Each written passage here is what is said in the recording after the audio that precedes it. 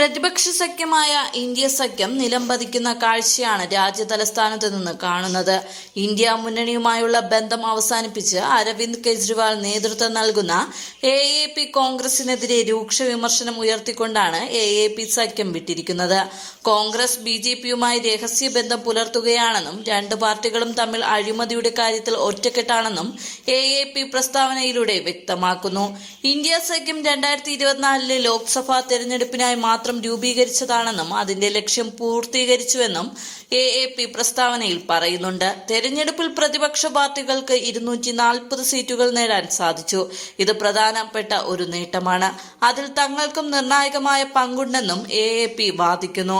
കോൺഗ്രസിന്റെ ദുർബലമായ രാഷ്ട്രീയം BJPയെ ശക്തിപ്പെടുത്തുകയും BJPയുടെ ഭരണം കോൺഗ്രസിന്റെ അഴിമതിയെ മറിക്കുകയും ചെയ്യുന്നുവെന്ന് AAPയുടെ മീഡിയ ഇൻചാർജ് ദിനേശ് ദണ്ഡയും ആരോപിക്കുന്നു.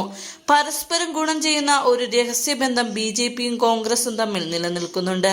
ഇരു പാർട്ടികളും പരസ്പരം ശക്തിപ്പെടുത്തുന്ന രീതിയിൽ പ്രവർത്തിക്കുന്നു. ഒരു പ്രതിപക്ഷ പാർട്ടി എന്ന നിലയിൽ കോൺഗ്രസ് അതീവ ദുർബലമാണെന്നും അദ്ദേഹം പറഞ്ഞു. യഥാർത്ഥ സഖ്യം BJPയും കോൺഗ്രസും തമ്മിലുള്ളതാണ്. മോദിക്ക് രാഷ്ട്രീയമായി ഗുണം ചെയ്യുന്ന കാര്യങ്ങൾ മാത്രമാണ് രാഹുൽ ഗാന്ധി പറയുന്നത്. പകരമായി ഗാന്ധി കുടുംബത്തെ ജയിലിൽ പോകുന്നതിൽ നിന്ന് മോദി രക്ഷിക്കുന്നു. സ്കൂളുകൾ, ആശുപത്രികൾ, വൈദ്യുതി, വെള്ളം തുടങ്ങിയ അടിസ്ഥാന സൗകര്യങ്ങൾ നാട്ടുകാർക്ക് ഒരുക്കുന്നതിൽ ഇരുവരും താൽപര്യമില്ല. അനുരാഗ് ദണ്ഡ എക്സിൽ കുറിച്ചു.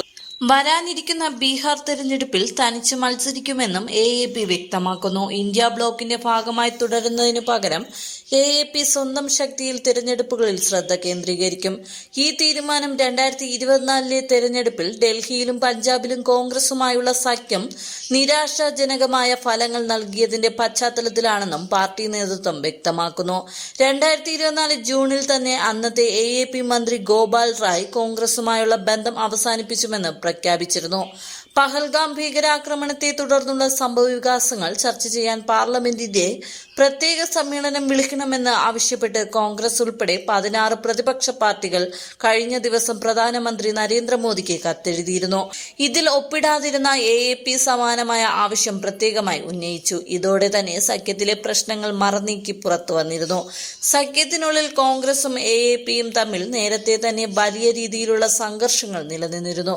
2024 ലോക്സഭാ തെരഞ്ഞെടുപ്പിൽ ഡൽഹിയിലും പഞ്ചാബിലും AAPയും കോൺഗ്രസും തമ്മിൽ സീറ്റ് വിഭജനം നടത്തിയിരുന്നെങ്കിലും സഖ്യം വിജയകരമായിരുന്നില്ല. ഡൽഹിയിൽ BJP മുഴുവൻ സീറ്റിലും വിജയിച്ചപ്പോൾ പഞ്ചാബിൽ കോൺഗ്രസ് 7 സീറ്റിലും AAP 3 സീറ്റിലുമായിരുന്നു വിജയിച്ചത്. എന്നാൽ തൊട്ടുപിന്നാലെ നടന്ന ഡൽഹി നിയമസഭാ തെരഞ്ഞെടുപ്പിൽ ഇരു പാർട്ടികളും ഒറ്റയ്ക്ക് മത്സരിക്കുകയും BJP രാജ്യ തലസ്ഥാനത്ത് ഭരണം നേടുകയും ചെയ്തു.